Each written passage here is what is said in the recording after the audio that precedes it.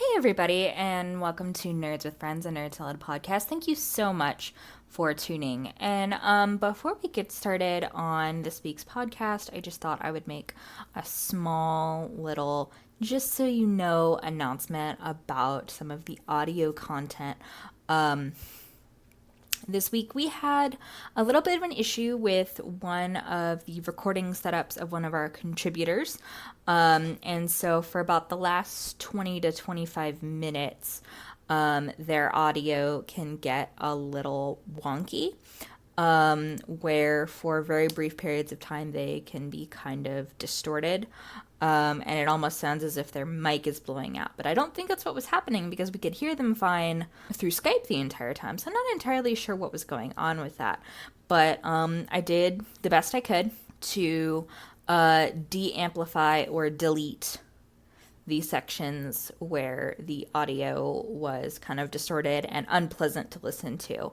But I really did still want to obviously, keep their contribution in the conversation. And we can't really have this podcast where we're responding to someone whose audio isn't there. So like I said, I did the best I could, and it's only for about the last 20 to 25 minutes of the podcast. And it isn't a constant thing. It's not like their audio is always messed up, but there are just a few instances of some audio snafus. So I thought I'd pop in and let all y'all know about that before you started listening. So without further ado, again, thanks for tuning in, and here is the Nerds with Friends podcast.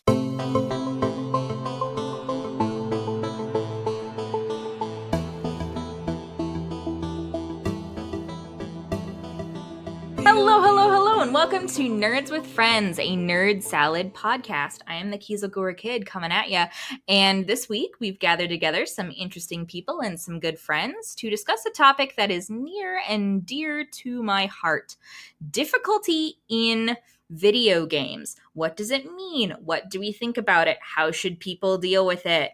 All right. So before we get going, we have some familiar faces from our last episode, and we also have some new people. So let's go, I want to say round robin, but there's no way to tell because people are like Skyping in digitally who would be. That it's going to be counterclockwise, and we're just moving in a virtual space. I've also never heard the phrase round robin, so All right. Just go, north, east, south, west. Yeah. Right. From a central point. Right.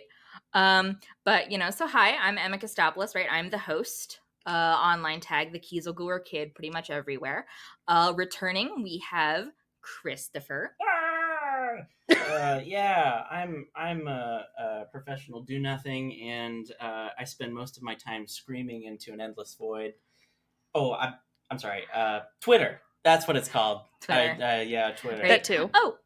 Oh, and my pronouns are she, her, hers, because that's important. He, him, his for me as well. Yes. Thank you. All right, and then we have our two people who are Skyping in different rooms on different computers from the same apartment because they have very kindly agreed to my whims about how audio should work.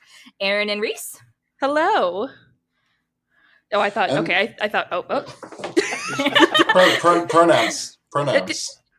Yeah, but I thought we were gonna do. Okay. Okay. I mean, say whatever you want about yourself. Like, just what okay. is I just didn't know. important for I just didn't know people who to was gonna go first. Okay. Hi, I'm Erin.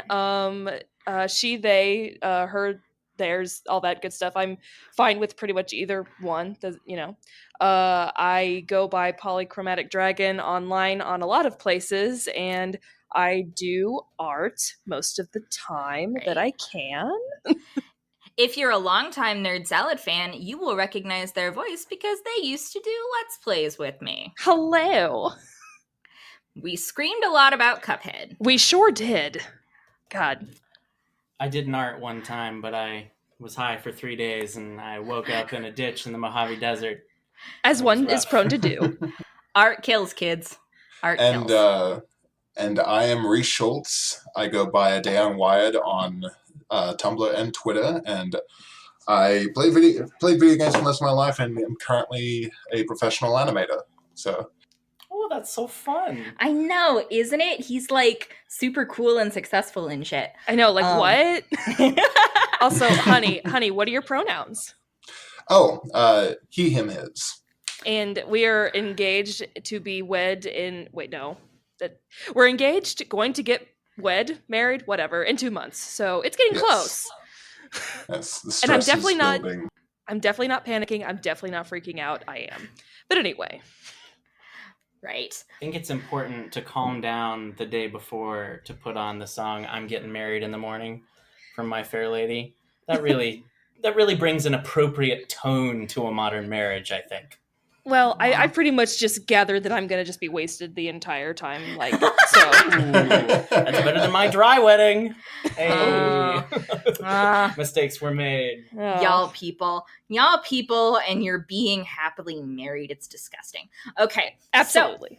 So moving forward, difficulty in video games. I have my little sheet of my handy dandy pre-prepared questions if we need it, but I thought I would just open by getting a general sense of how we feel about kind of the big broad question of the day, which is there's kind of two questions. How does a difficulty setting affect the experience of playing a game, and should games then include or exclude difficulty settings?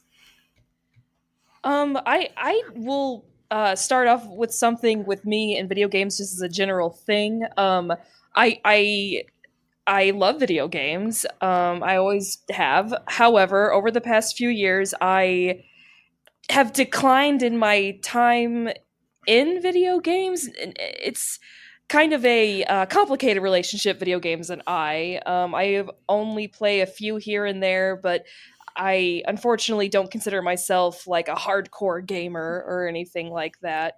Filthy casual. I am kind of a filthy casual at this point. I used to play a lot more whenever I was younger, but just as I've gotten older, I just kind of don't have as much time as I would like to allot in video games. With that in mind, I still have my own thoughts and feelings about, the difficulty settings and, what should be available to people, what shouldn't be available. Well, not shouldn't be available to people, but no one's allowed video games from now on. I've just decided no one can play video games now. That's right. No, I really, as someone who has spent just a disgusting percentage of my total lifetime playing video games, I really appreciate that perspective in regards to this particular conversation, because someone who comes home and might play some days for a half hour to an hour is really different from somebody who's sitting there and playing 3 to 9 or 12 hours a day, right? There's a very different approach, and that perspective doesn't have any less value just because you're playing for less hours. So I appreciate that. That's nice. All gamers are valid. Thank you. All gamers are valid. Reese is definitely... Oh, sorry. Oh, no. I was just going to say Reese is definitely one of the people to spend many hours playing his games. Isn't that right? Well, let's be honest, most of that time is spent fishing in Warframe, so I don't really know how much could be actually called dedicated playing. But I mean, as someone who spends a huge amount of time fishing in Stardew Valley, I completely understand. But I mean, you also have played a much larger range of games than especially I have, which again, I'm not trying to devalue my own self, I suppose, but at the same time though, you definitely have put more man hours into a plethora of different games, and whereas I will just kind of watch you do that.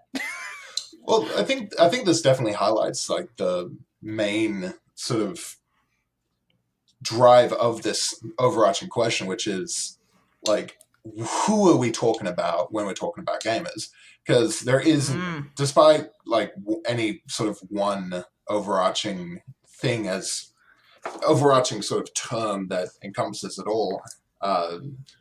Whenever you're talking about difficulty in video games, you're also talking about you're talking about accessibility is the primary sort of absolutely driving motive, and literally every single one of, like, even with us three, with three very different sort of amounts that we play and different types of games that we play, we three are not a very good, like, slice of the Venn diagram there. Like, there's hundreds and hundreds of different people with different circumstances. That's true. Right. I'm in actually kind of a really weird position with my own gaming, because, like, if you just think about video games as a topic, then gaming and video games takes up like probably 9 or 10 to upwards of like 12 hours of my day. But that's because I'm a scholar.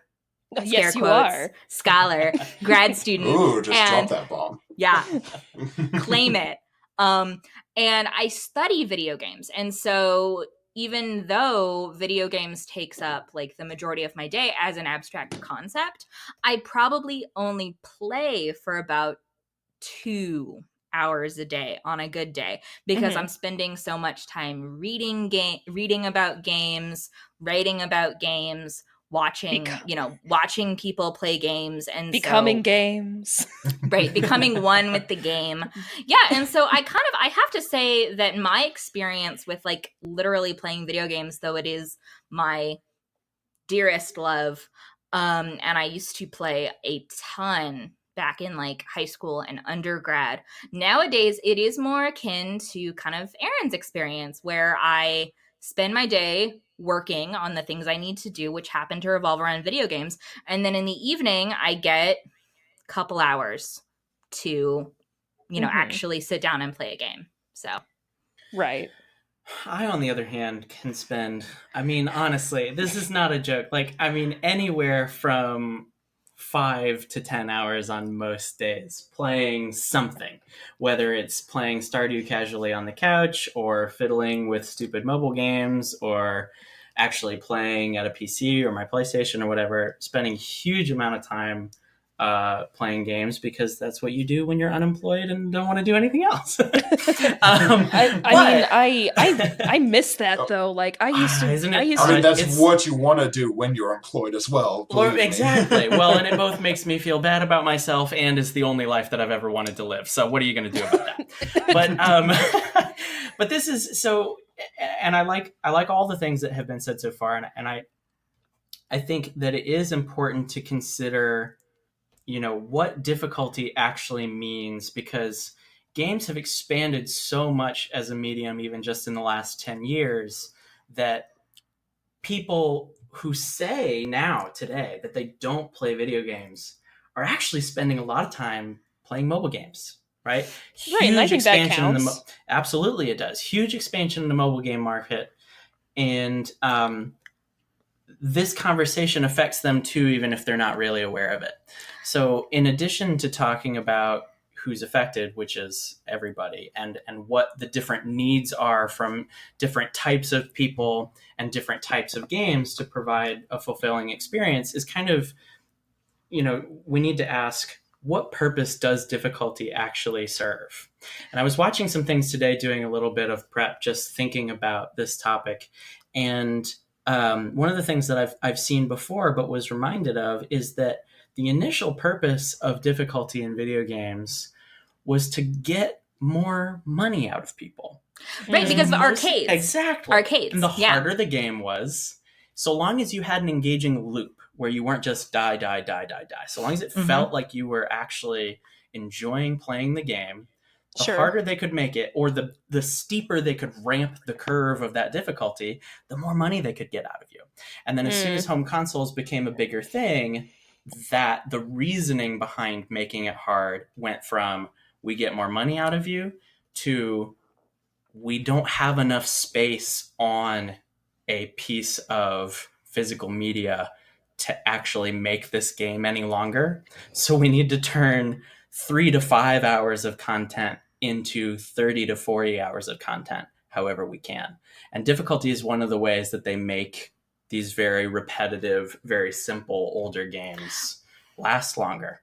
And that's not the case now, but it was at the time. And so you sort of have to think about that tells you what the purpose of difficulty was back then. So what is the purpose of difficulty in a game now? Right. That makes a lot of sense. And I guess to kind of put in like put one of those fancy books I read to good use is that I think a lot of people tend to consider that the difficulty, the challenge of it is what keeps, that is what keeps it engaging, right? And so there's this theory called flow states, right? Where it's kind of like when you get in the zone, right? Like when you get in the groove when you're doing something. Yeah, when Mihai Csikszentmihalyi, which is a really fun name to say, he came up with it. And what it is it's like, again, it's like when you're in the zone, and it is when you have hit that perfect balance of your skill at something versus the challenge that thing presents you. And so if something becomes too hard, your skill can't match it, you lose interest because you become frustrated. If the challenge that something presents you isn't matching your skill level, you become bored, and again, you lose interest. And so as you continue playing a game for hours and hours and hours, you're going to get better at the basic mechanics of it. And so the game does need to sort of rise to the occasion and become more difficult as the game goes on to sort of match your increasing skill. So it's kind of, I guess, like a really, really simplified version of the psychology of difficulty in video games. Yeah, I know. I'm pretty simple myself, but I think I'm following it. So it's interesting to think about, because one of the things that I played recently, or I should say, I tried to restart, because I played through 200 hours of Witcher 3 and didn't actually finish it. Went back and picked it up and wasn't interested in slogging through combat, because I'd already done almost everything that there was to do in the game. I wanted to make some different dialogue choices and experience that thing again. And the easiest difficulty is called Just the Story. But I got bored. I got bored after about 4 hours, because anything that you do, just it feels like it has no weight. If you can just press the button over and over again, then and that was what I wanted. Like, I signed up for that, and I still found myself incredibly disinterested. And I am not a glutton for difficulty or punishment or anything like that in video games. Like I said, I play a fair amount of Stardew Valley. I enjoy an experience that doesn't have anything to do with difficulty. But in the context of that game, it clearly was not designed to be fun in the Just the Story mode. They just turned your damage up, and they turned all the enemies' damage down, and then you can sort of sleepwalk your way through the story experience without facing any of the gameplay difficulty. Which really interesting sort of case study in the basic need of a game to be interactive. I'd say, like, the game wasn't giving you any feedback; you were just sort of, exactly, the previous statement, shouting into a void right. with your inputs and getting no sort of tangible response back. Right, and that's sort of brings me to a larger point, which is that games need to be designed with intentionality. It takes a tremendous amount of work to get a game's difficulty into a good place. And so, there are games that have no difficulty settings because the game isn't designed to be challenging. It's about the experience. Right. But when you take difficulty out of the equation of those games, you're putting all of that design effort into engaging in other ways. Right. And so you can't just make it really easy and expect it to still be engaging. You're providing not to be a fundamentally like as fun. different experience. Exactly. Yeah. And, Reese and I were actually kind of talking about a lot of this the other night, because he mentioned that he was going to be talking about all this. And so then we ended up talking about it because, that's what we do. And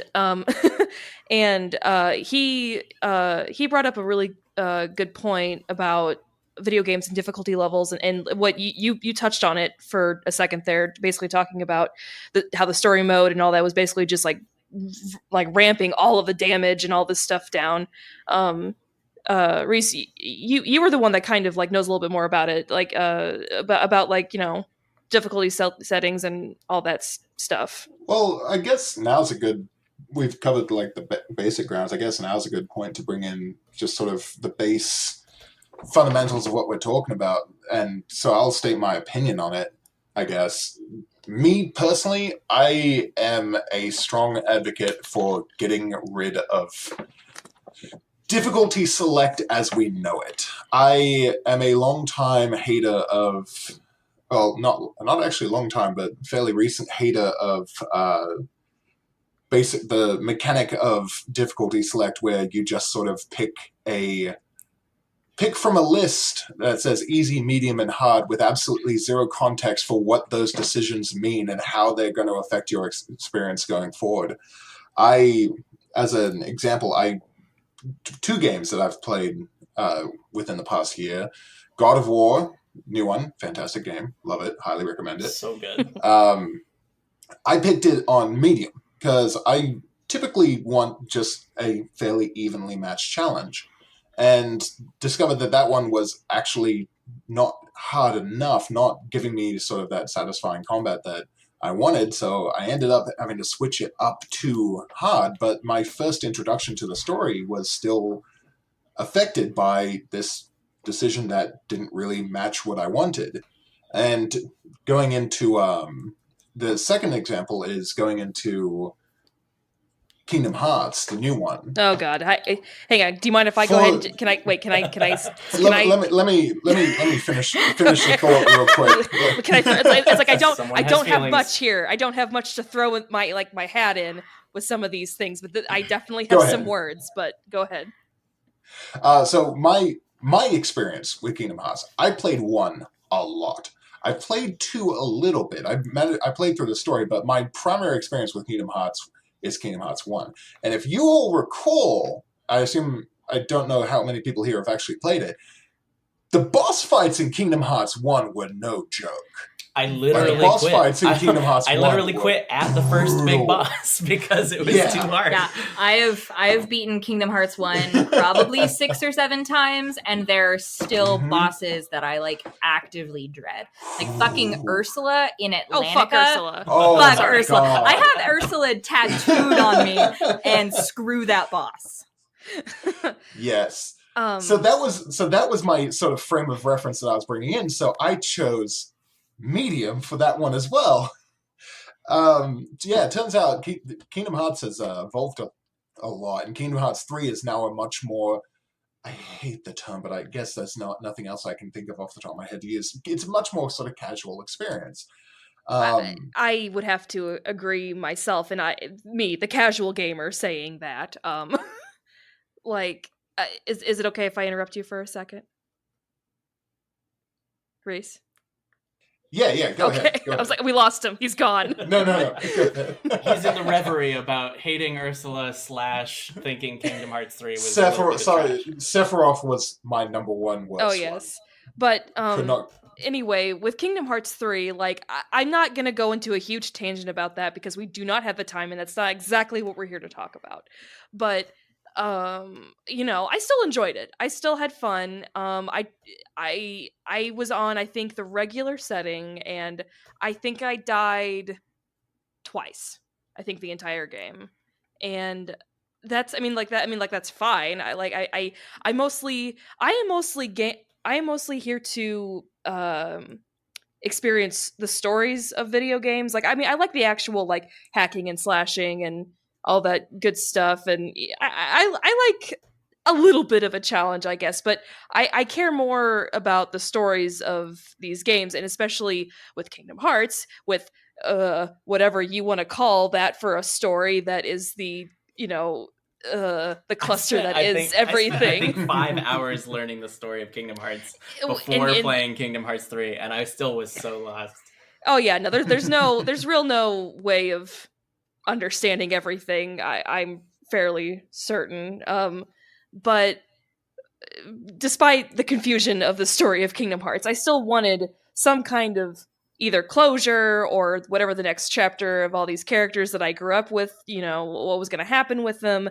And again, and of course, I'm not going to spoil anything or any, my own opinions of how the ending is or what they are. But I just felt like it was very short. I did kind of power through it, like one of the few games in quite a while that I actually like dedicated, like the moment that I could, like pick up, like come home, pick it up, and go. Like I called into work the next day once I got it because I wanted to play it all day. um, but I got through it pretty fast. I think a week, maybe. I'm not 100% sure, but I got through it fairly fast, and that was again dedicating a lot of time to it. Whereas like Kingdom Hearts 1, oh my god, yeah, so hard. Kingdom Hearts 2, easier, I think, but still difficult in plenty of places. But I don't know. So me with someone that's like, oh yeah, I don't like grinding. I don't like dying from a boss like over and over and over again. Like that's frustrating. I get frustrated easy. But even like me saying that about like even me like playing Kingdom Hearts 3 and be like, oh god, this is actually this might be a little bit too easy for me. Like it's be like kind of saying a lot. So and I think it's interesting that we're talking specifically right now about those two games, about New God of War and Kingdom Hearts 3, because they represent sort of opposite ends of the spectrum, right? That God of War, New God of War is not targeted at children, right? It's right. it's for people who, yes, you probably played it as a kid when you were 14 or 15 because maybe your parents didn't know better or whatever, right? But all of those people are in their late 20s and early 30s now, and so it's not really for children. Whereas Kingdom Hearts 3 is something that you could see on the shelf and you see Disney characters, and it seems like it would be appropriate, right?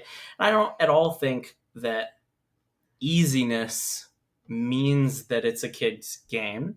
I also don't think that difficulty means it's not a kid's game, because for those of us who are in our late 20s and early 30s, games when I was a kid were so hard.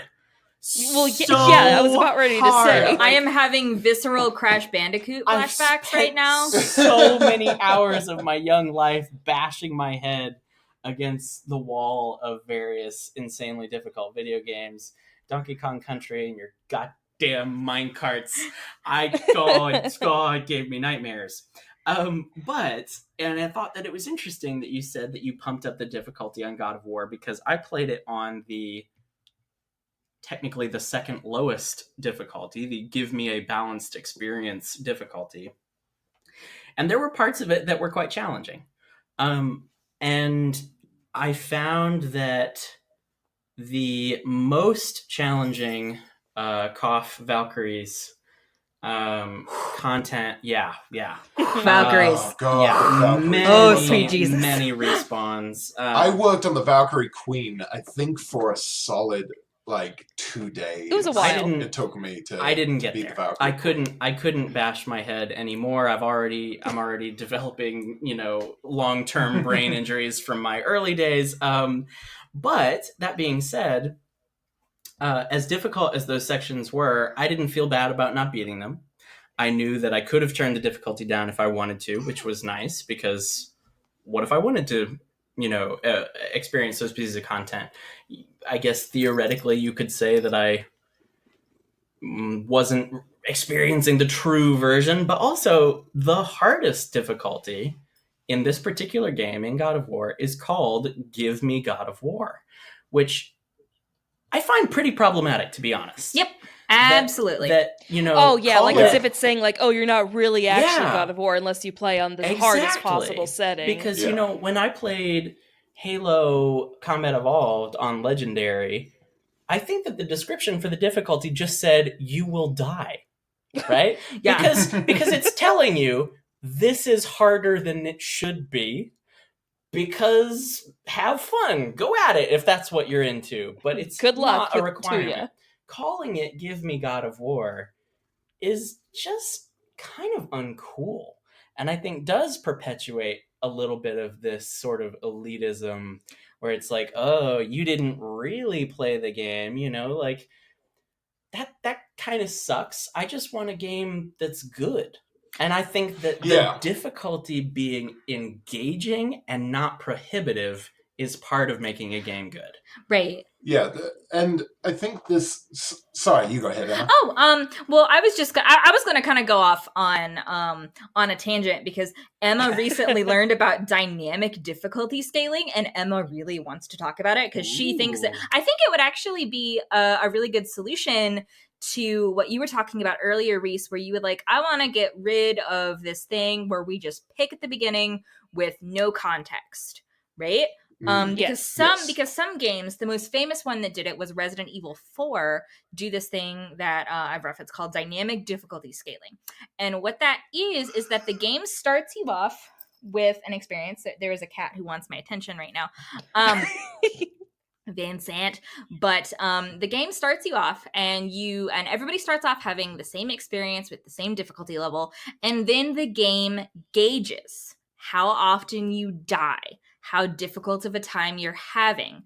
And then after you die a certain amount or a certain encounter really perplexes you, the game then changes that encounter to match your skill level. There's this really cool example in Resident Evil 4 where you enter a room with a bunch of cultists, and there's cultists on the ground, and there's cultists up in the balcony with arrows, and there's archers, and there's all this stuff.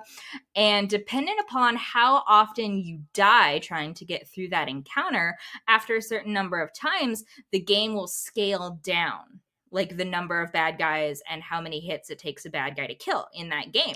And this wasn't something that Resident Evil advertised, right? It wasn't dynamic difficulty scaling as a feature. It was just something that the game did, right? Right. I like that. Yeah.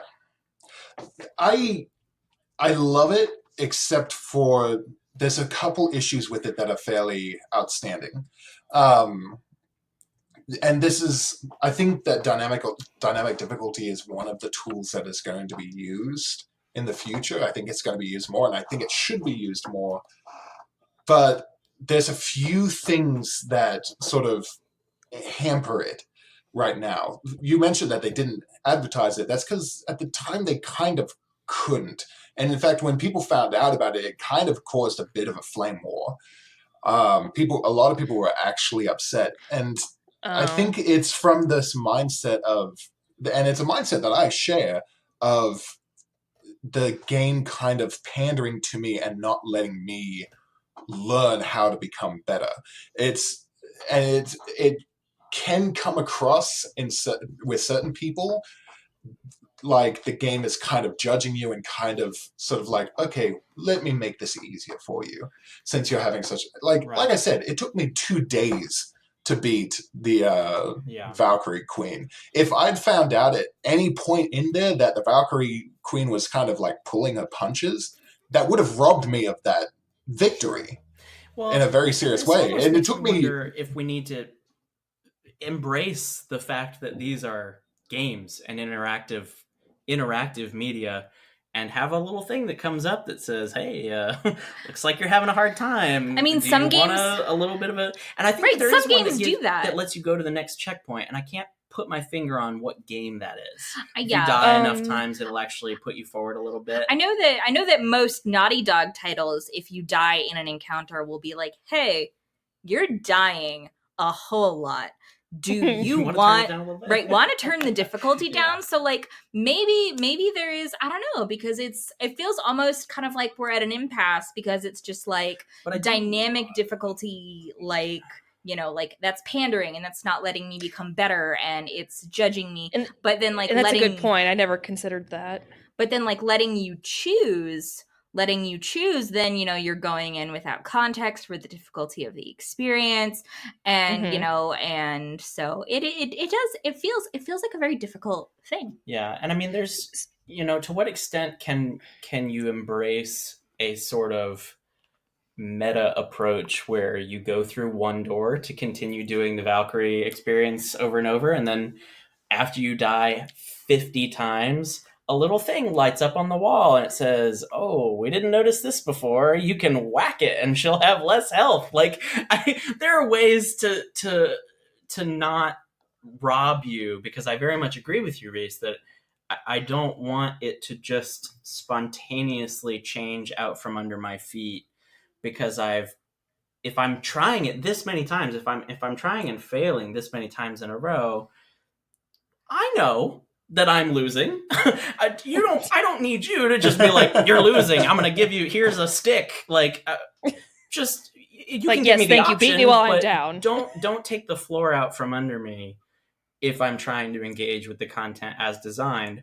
And of course, all of this assumes that it's designed well, because the reality is that designers are not perfect, and games are often designed in ways that almost seem punitive rather than actually like an intentional decision that gets you to engage in an interesting way with the mechanics of the game.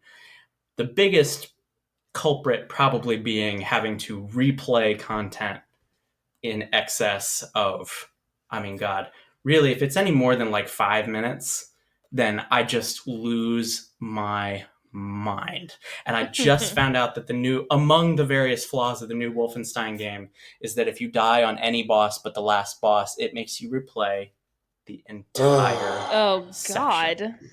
Yes. That is like, Like I've 20 minutes. not to go back to like Kingdom Hearts, but y'all remember that Riku fight in Hollow Bastion, and every time you died, it had to Yeah. replay the You'll never cutscene? take I didn't Kyrie's even heart. play that game and I know about that. Like, that in and of You'll itself, never take Kyrie's heart. that was punishment enough. Yeah. I mean, God Yeah. bless Kingdom Hearts 2 for introducing skip scene. Like, They did the same thing for the remaster of Final Fantasy X, where you can where they let you where skip those scenes. scenes, Skip because that had the same. What is the commonality among Japanese developers where they've got long, unskippable cutscenes right before a hard I mean, piece it's of content? dramatic storytelling, I imagine. They Yeah. put a lot of effort probably into those cinematic scenes, so they probably want to maybe get as much as they can Well, out of God, it. I mean, I'm make actually it not 100% unskippable sure. the first time, right? Like, put a little Right. bit of thought into it. I think the one of the best ways that I've heard it put, and this is sort of coming back to the beginning of the sort of ground conversation, about when all this started popping up. I think it was definitely Dark Souls related. I think it was around the release of Dark Souls 3 is when this conversation about difficulty in video games really started ramping up. Wasn't it also Sekiro that came out that also like kind of really kickstarted it as well, or did That it was just the like most add more recent, fuel to Sekiro, the? Every Sekiro time- was the most recent. Every time a From Software game comes out, it just Chaos reigns. It was a thing with Dark Souls 2. It was a thing with Bloodborne. It's a thing. I mean, God, Oh. that's the It reason started that as early the as original Dark Souls DS2. became popular, right? Is because over time everyone was like, "Oh man, this really cool game that will beat you into submission is out there," and then sort of Right. Yeah, became Prepare to notorious Die for that. edition. I'm one of the people that absolutely hates the sort of every time that a game is being compared with its difficulty, it gets related to Dark Souls. I'm of the opinion that the Dark Souls games are not like, they're punishing, yeah, but they're not the hardest game I've ever played by a long shot. I mean, that's your opinion. It's the I the mean- Dark Souls think- of Just Dance games. Well, but I think that brings up a really interesting point that we've kind of mentioned before, but it's just, what exactly do we mean when we say difficulty? Because like when we're talking about a Dark Souls game, difficulty means enemies have a lot of hit points and they can be kind of hard to hit, and they hit you a lot harder than you hit them. Like, that is the basic structure of Dark Souls difficulty. And not even just that, but also like if now again, I have not really played Dark Souls or any of the From Software games, just vicariously through my fiance. But from what I understand, in a lot of these games, once you die, you lose pretty much everything, unless you can by chance beat a specific thing that has all your stuff and get it back. And if you don't, well, goodbye forever, it's gone. Which that's very unforgiving, that's very punishing. Right. It punishes you. I mean, it's baked in with the difficulty, but I want to say that, like, that's actually just like punishing you for not being good enough at the game. Like that, I don't know. I don't. Well, right. I have a lot of feelings Yeah. about like I screamed my way through the first boss in Bloodborne. Oh, yes, I remember. Right. I screamed my way through we were the both cleric. screaming. Which first boss? Which first boss? But That's an important distinction. But I don't. And honestly, I think. I mean, maybe it has something to do with how the fandom of From Software has just kind of built up this like cult of challenge around it. Yeah. But yeah. I just hate it. I don't. I enjoy the aesthetics of the games. Like I really enjoy the way the games look, and I think that like I've watched enemy loads of Let's Plays. right, yeah, enemy designs Oh, and yeah. level designs are wonderful and magnificent. But it doesn't matter how, and I honestly I don't even think it's a matter of it being too difficult. I just don't find that particular brand of challenge of enemies hit you harder than you hit them. I don't find that to be particularly entertaining. Now, and this is not at all a counterpoint, it's more of an addendum, but the only game, and like I've said, I've watched hours and hours and hours of playthroughs and speedruns of the Souls games and Bloodborne, and the only game that I've played that I consider similar enough to feel like I can contribute to the conversation personally is that I played through about 90% of Hollow Knight. Okay. Before I lost interest. Okay. And it's very, very similar, right? If you die, you lose the points. You have to go back to your corpse to get the points. The problem, as what that game exemplified to me as the issue with that kind of system, is that it essentially encourages it reinforces the currency system as something separate from you playing the game. You don't just earn enough points and then you buy a thing. It's you earn points and you hope that you don't die along the way. And then if you do, you hope that you get your points back, because if you don't have enough money to improve the skills and abilities and equipment of your character. And if you don't learn that lesson fast enough, now fortunately I did, and I enjoyed Hollow Knight a great deal, but if you do not learn that experience fast enough, or if you simply don't develop the mechanical skills and behaviors that will allow you to make progress, you will reach a point where, because it's becoming more difficult. So if you keep dying and you make this incremental progress, but you're not buying enough stuff, it will become so hard that you don't have enough stuff to complete the content. And then you have to go do something which is very unfun, which is just farming currency from infinitely respawning enemies. And that sucks. It's not fun. And it's frankly bad design. Yeah, right? grinding is bad. Grinding is bad game design. Exactly. Grinding is bad game design. You get currency at a rate that's commensurate with your progress in the game. I feel Reese squirming. Okay, this, and I'm squirming because this is something that I learned myself a little while ago. I play regularly Warframe. Now, Warframe is basically grind the game. It's a loot shooter through and through. You just go in and you play the same mission over and over again, or a different set of missions, but the missions all have very, very little sort of mechanical interaction outside of you go in. Here's a map full of enemies. You go in, you leave with a map full of dead enemies. Right. And you just do that over and over, and that's the entire game loop. Grinding in its own, in the sense of the word, is not necessarily bad game design, and I put that out there simply because there are entire, very successful, very well-praised games whose entire game structure is built around grinding. I mean, I played so many hours of Destiny 1 and did the exact same thing. And I don't want to speak for Emma, but I would assume... Destiny, Warframe, pretty much any of these live service games are built around the concept of grinding.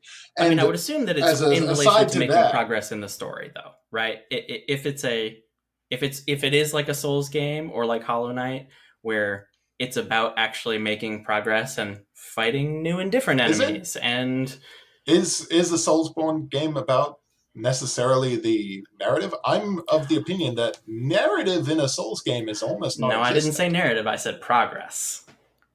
Okay, then what progress? Fighting Are the you next talking about like boss. the? If I don't have the stuff to beat this boss or this area, I can't continue to play the game without going back and just grinding for stuff.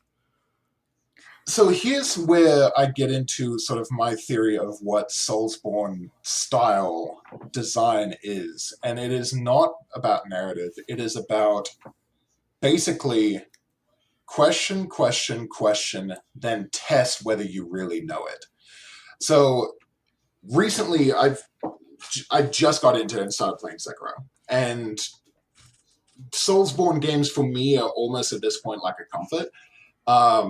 However, Sekiro is very, very different in the same way that Bloodborne was very, very different from other Soulsborne games. They tweaked the combat in such a way that you cannot bring your sort of muscle memory from the previous games into the new one, whereas Dark Souls 3 was kind of a breeze for me because I was able to bring the muscle memory of then Bloodborne and the previous two Dark Souls games into it.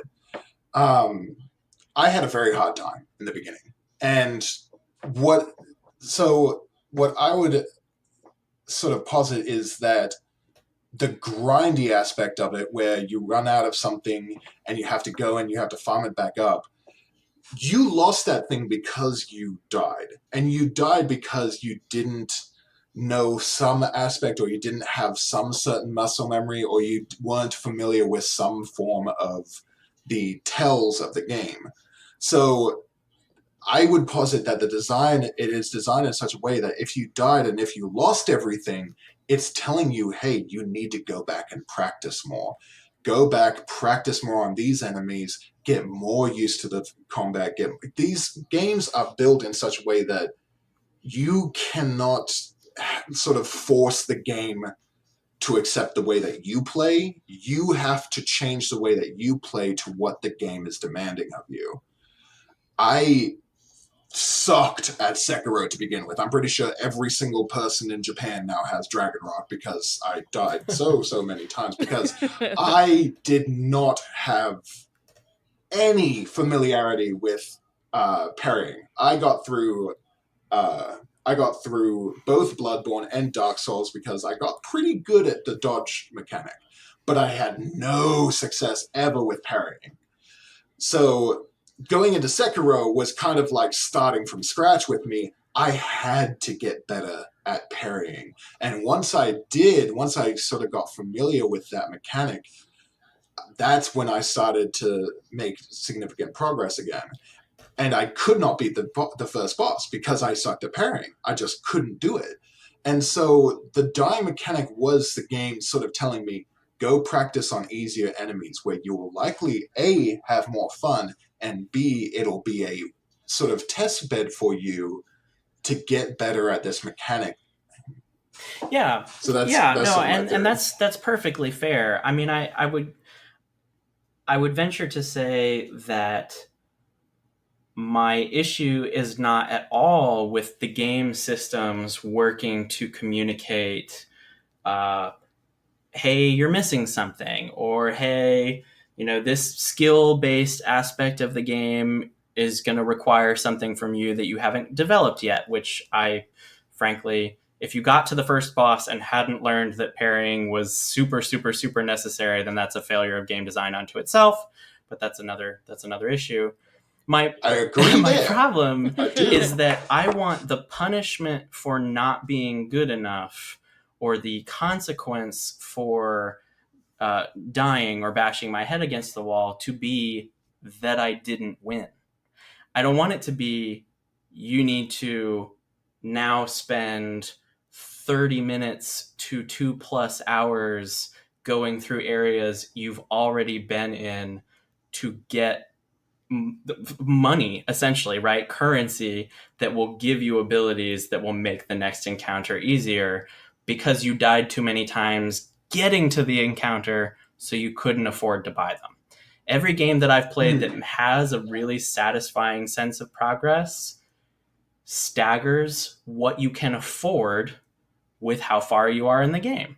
And you can either afford an offensive upgrade or a defensive upgrade. Or if you went and you did a bunch of extra stuff, maybe you can get both. But you died to the boss, now go fight regular enemies to get money is very different from you died to the boss, go fight people to get better at the game. Which brings in the grinding aspect again. Exactly. Right. Actually, I think this brings in something else, which I think is going to be it's definitely something I want to talk about, but I want to know Emma's thoughts on it first. Yes, I am the arbiter. How should games communicate this? Pretty much what they are expecting, or how can you communicate what you are expecting to a game? And I feel like this is something that I really want to know Emma's thoughts on this first before anything else. Okay. So communication between developers. So like games kind of So I think, and again, bringing this back around to like the overarching, because I think this really has interesting implications for if we're talking about game difficulty. And I really like the way that you phrased it in terms of interactivity, not just like, how can the game communicate to you what the game is going to be doing, but then how can you come to the game and say, like, here is the skill set, and more importantly, here is what I want to get out of this experience. I think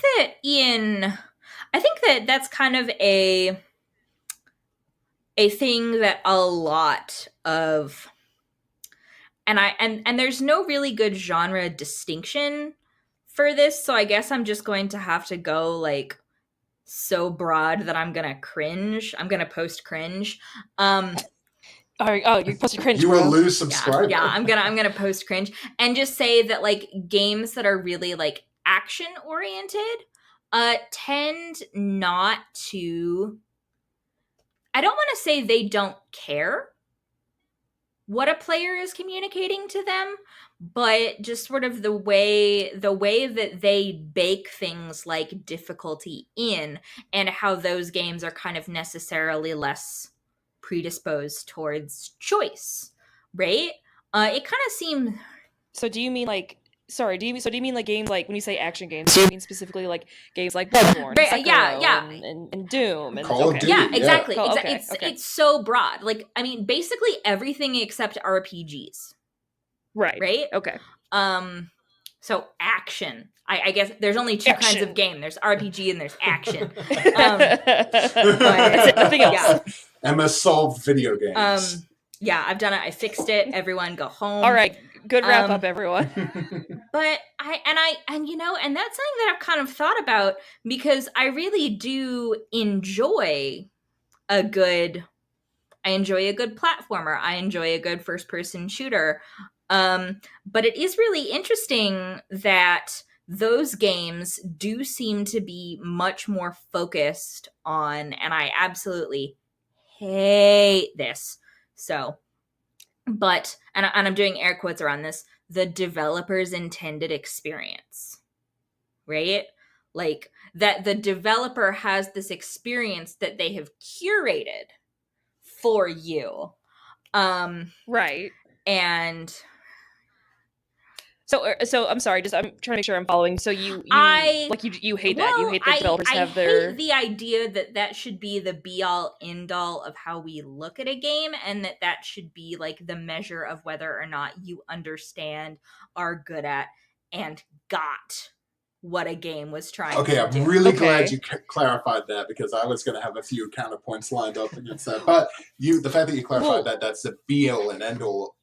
Yes, I very much agree. That should never be. I agree as well. And I actually, when it came to the thought of difficulty levels, and like I was thinking specifically like games like with Bloodborne, Sekiro, the From Software games, like, because I did try to play Bloodborne for like a minute, and I just couldn't really do it. It wasn't my style of game, and for me, yes, it was too hard. And I kept in like in Reese's favorite game, it's still Bloodborne, right? Okay. Oh yeah, but my number one favorite game of all Is time. Bloodborne. Period. And so I've seen him play Bloodborne. I've watched playthroughs of Bloodborne, and so I understand how difficult it can be. Again, and like from my point of view, that I could see how difficult it seemed to be. And so my thoughts were like, well, yeah, if there was like an easier setting on it, I would probably be able to play it and be able to experience it.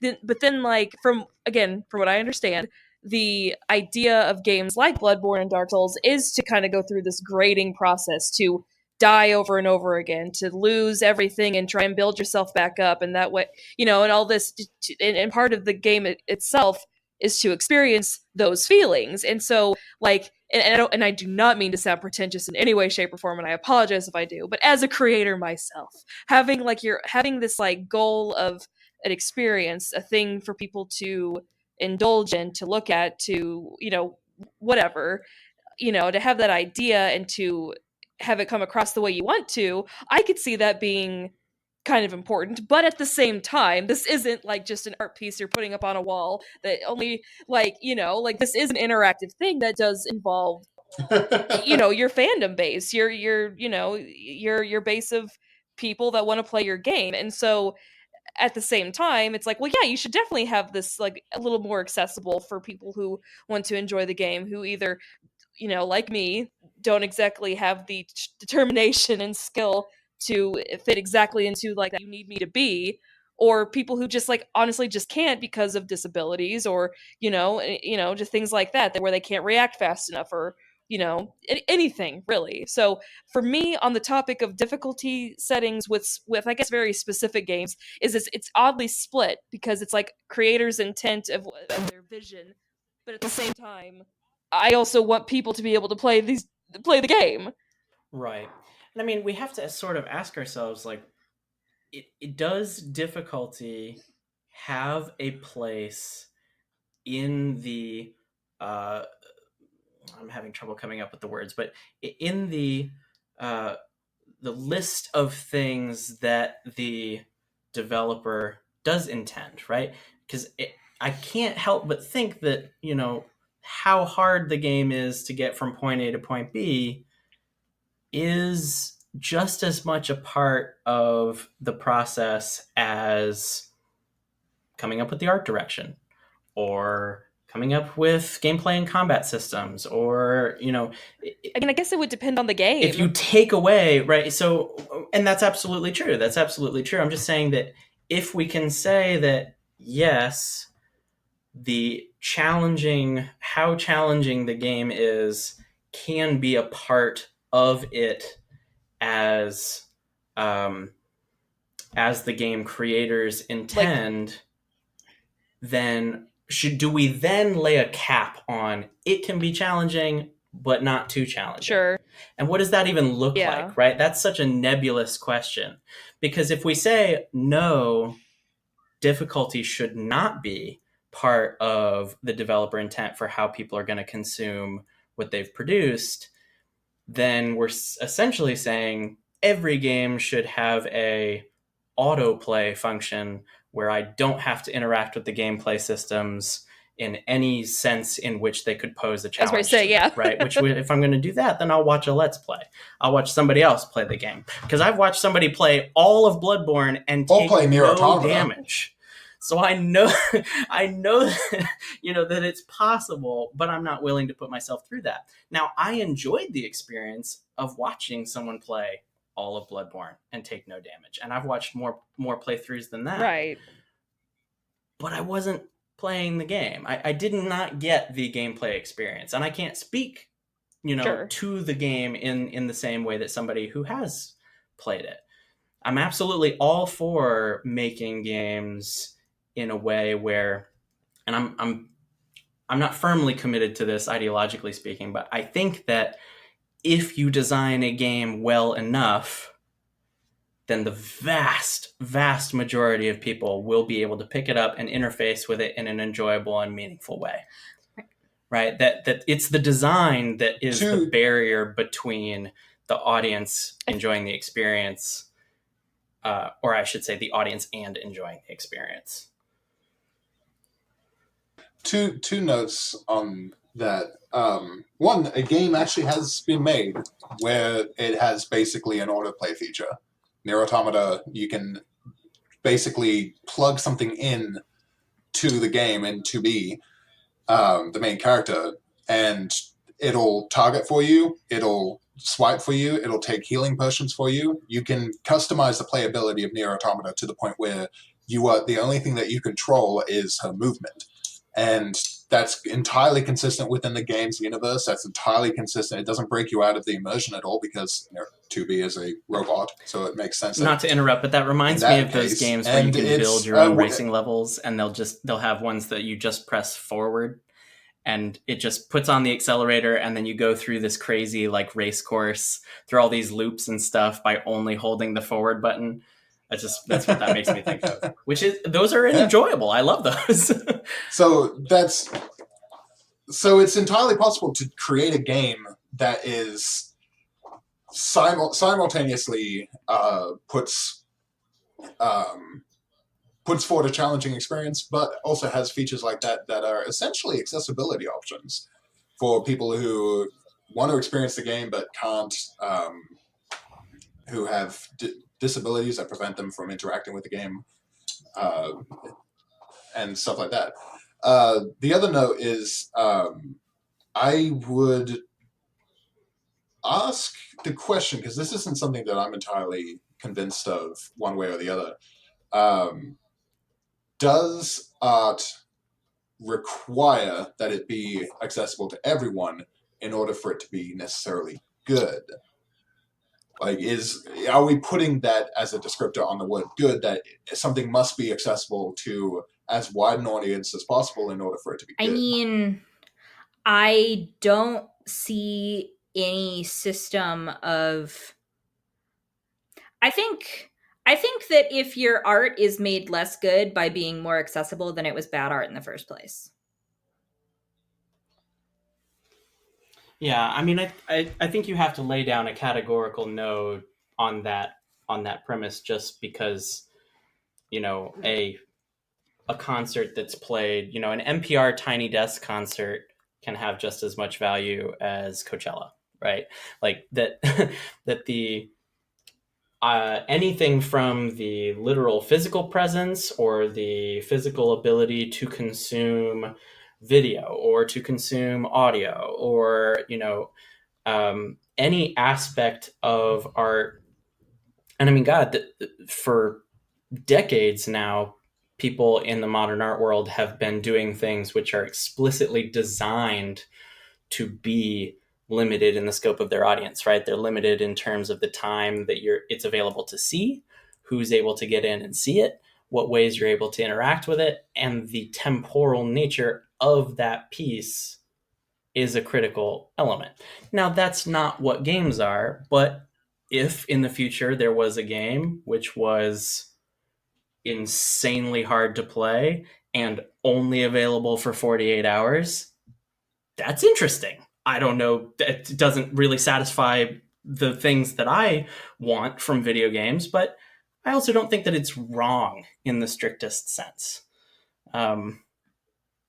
It has value as a unique part of the medium, and as video games continue, and interactive media in general continue to become more widely accepted and more widely produced with the intentionality of being art, we will see questions about accessibility and stuff continue to persist. And this is where I think video games stand apart.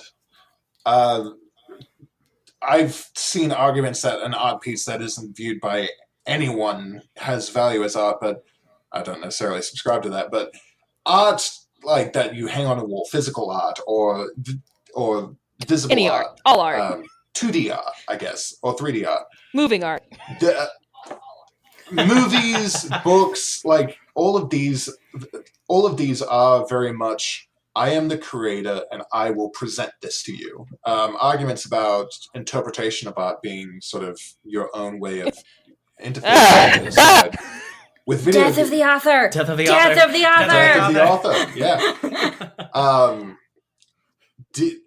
Yeah. I think video games stand apart because of that interactivity, because it is something that you immediately interact with and you affect the game world, and that is necessary for it to be classified as a video game.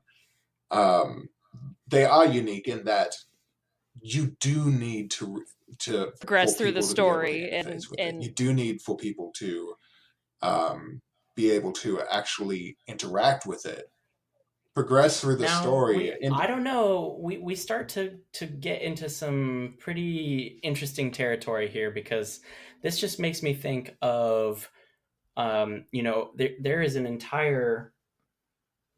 It's almost bigger than a subgenre, but not necessarily as big as a genre of games, which are ironically difficult, right? Whose very existence is an insult to the premise of a game being playable for 99.9% of people. You're talking about... I do not know what that what's it is. called? I mean, just even really, really, really hard Mario Maker levels. Oh, Right? Yeah, Quap, I'm thinking okay. like Mario. I'm thinking like K-Wop. You guys remember K-Wop? I was like, Oh, what? Quap. Oh, Yeah, I remember. Yeah, Quap.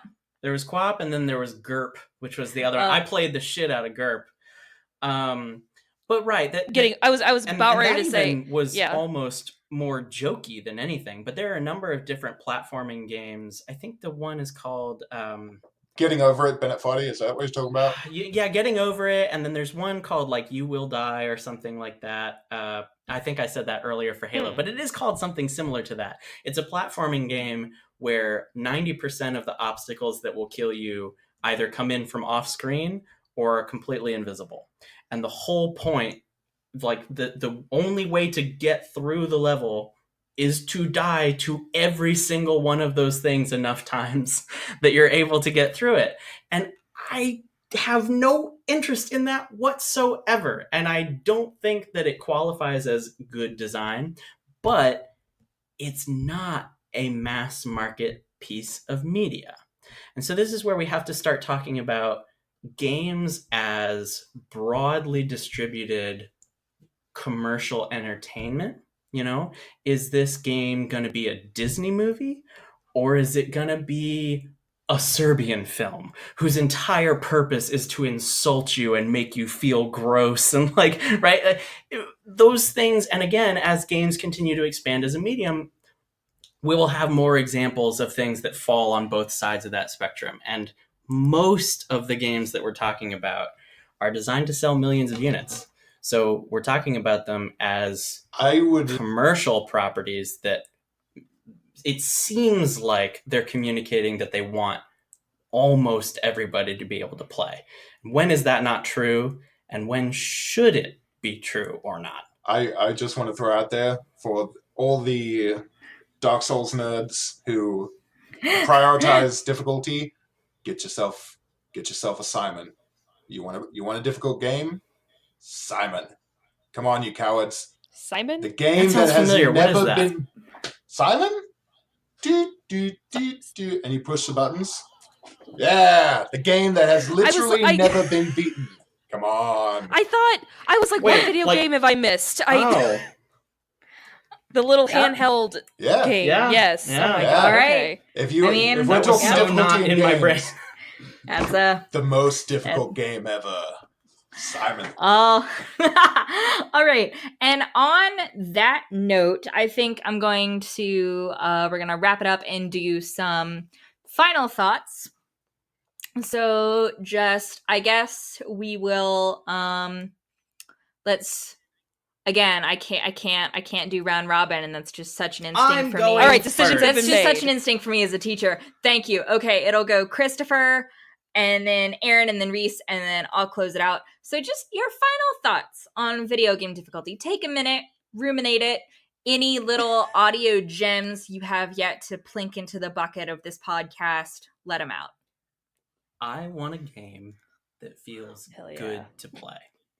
So if feels good to play means I got 5,000 gold and I'm able to upgrade my watering can so that I spend less time and energy watering crops every day, that feels great. If feels good means I finally have the counter timing down so that I can throw projectiles back at bad guys in God of War. That feels great.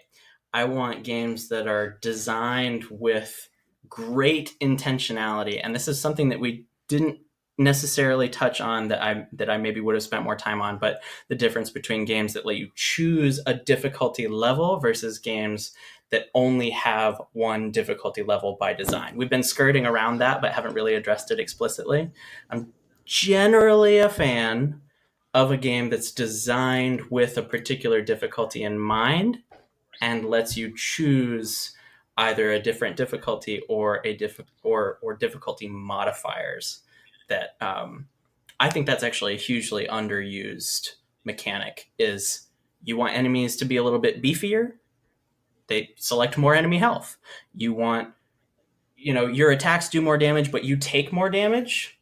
You can do that, right? Like, and being able to fiddle with games in that way is very interesting to me, and something that I hope more games do in the future. But I like it when a difficulty is designed very, very consciously and put through rigorous testing so that it feels good to make progress and gives you a challenge. Because if if every game was GTA with all mods and cheats turned on and you had infinite health and ammo and you could fly around the map, well, those games, doing that in game stopped being fun for me a long time ago. That's usually like in-game stuff after you've already done everything and you just want to go ham. But I see exactly what you mean. Absolutely. Well, I would skip the actual game experience to do the cheat part, and then it would spoil the game experience for me, is what I'm saying. But I will say... Oh, sorry. That's just me. I was just going to say, I completely agree. That was actually something I meant to bring up as well more, was being able to just kind of fluctuate what you want within like settings or something. That's something that me and Reese talked about the other night. There's a video we watched, and he can tell you what that video is, because I can't remember to save my life. But basically about games that do that let you choose the difficulty settings of, like basically exactly what you said. I won't reiterate it, but besides that, the only other thing I have to add is my very small opinion on Pokemon games. That is my main flavor of games these days. I knew it. I knew Pokemon was going to show up. Yes. Pokemon has been my favorite game series since I was a wee small child. My very first game was Pokemon Gold, and I did not know what I was doing. I had no one to tell me how to do things, what was good against once. I didn't know what PP meant on the Pokemon's attacks. I just didn't know anything. But then, of course, PowerPoints? PowerPoints. Right? Yes, it is Okay. PowerPoints. I didn't know either. I mean, I'm going to be real. I for a split second kind of got myself, and then you said it, and I was like, yes, that's right, PowerPoints. You got it. Got it in one.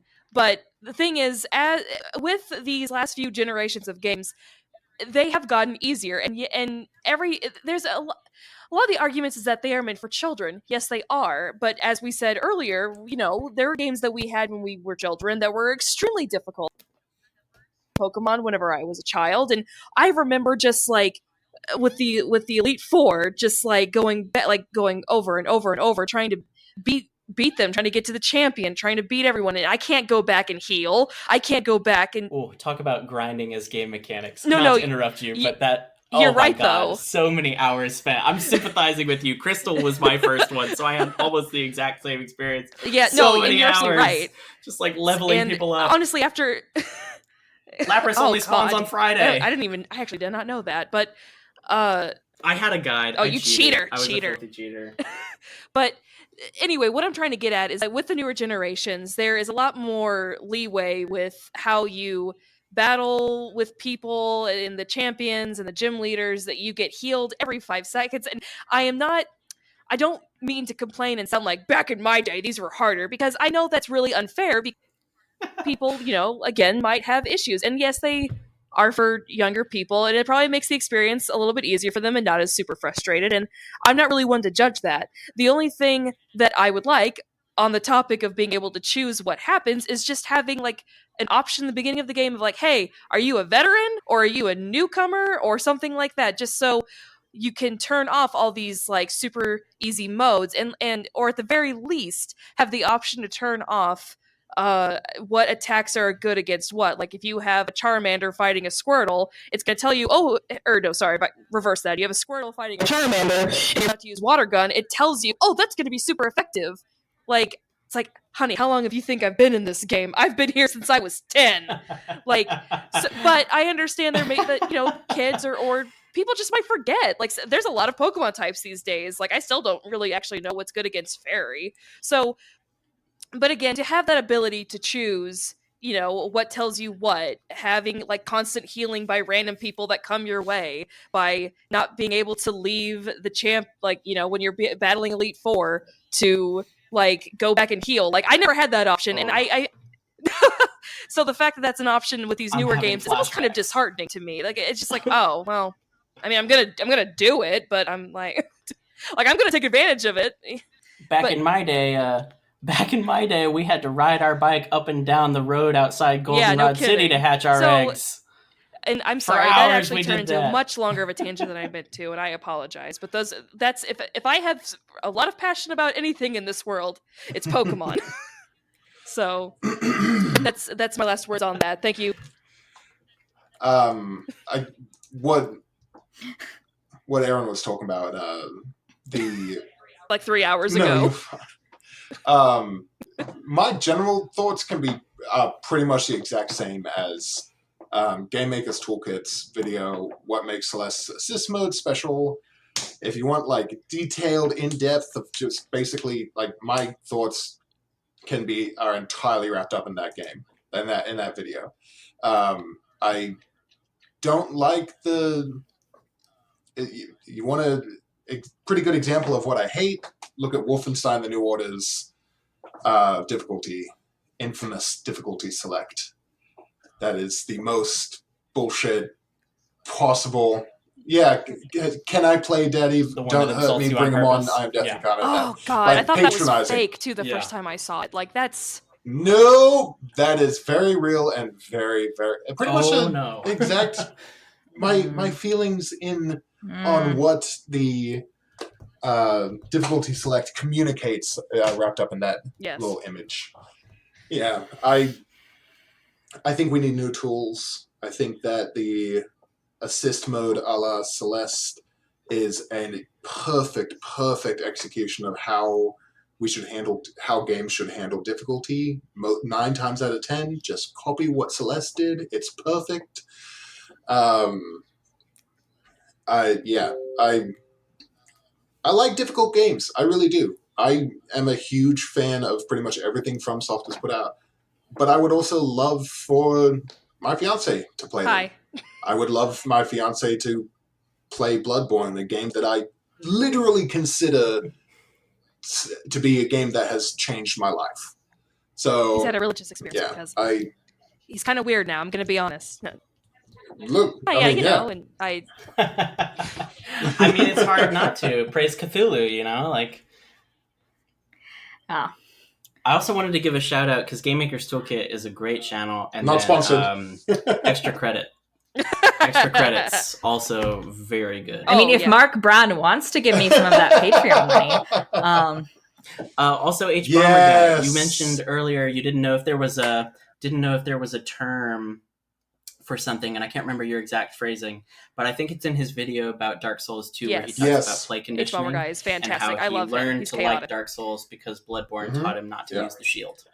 H Bomber Guy is great. Extra credits is fantastic. Innuendo Studios for all the narrative stuff, but specifically on the topic of what we were doing today. H Bomber is so good. Okay, Emma, take us out. All right, so my final thought coming in with the hottest of takes that we didn't address in this little podcast that I think we could have had an absolute riot. So I'm just gonna drop my thought, and none of y'all can respond. I think that I am bored with the way that games currently scale difficulty. Ooh, spicy. Yeah, I think that doing things like increasing enemy HP or enemy hit power or decreasing the scarcity of resources is a really boring way of scaling difficulty that oftentimes makes the game more challenging in really frustrating and futile ways that doesn't actually engage me in learning how to become better at the game. So what I would really like to see is I would really like to see games explore more things about how things like strategy and choice can scale the difficulty of a game. Because I think that to this day, one of the most engaging and one of the most, like I was a wee bab who wasn't used to puzzle games. And so the Portal series was really challenging. Oh, yes. For me because, and that game, A, had no difficulty scaling, but B, it wasn't difficult in the ways that we generally think of a video game being difficult in. So I would really like to see games explore ways to make their games challenging and engaging in ways that don't deal with simply ticking up or down enemy stats. That's or a really the good point. or absence of items. Preach. I love it. Dope. Yeah. So, all right. So that's our podcast. Thank you guys all for listening, whether you are tuning in through my page, through Podbean, or now we are available on both Google Play and Spotify. Big leagues. So, yeah. So, thank you all for listening. We will be back again in 2 weeks with a new and engaging topic. We are beginning our series on Dungeons and Dragons. So, God, yes. Yeah.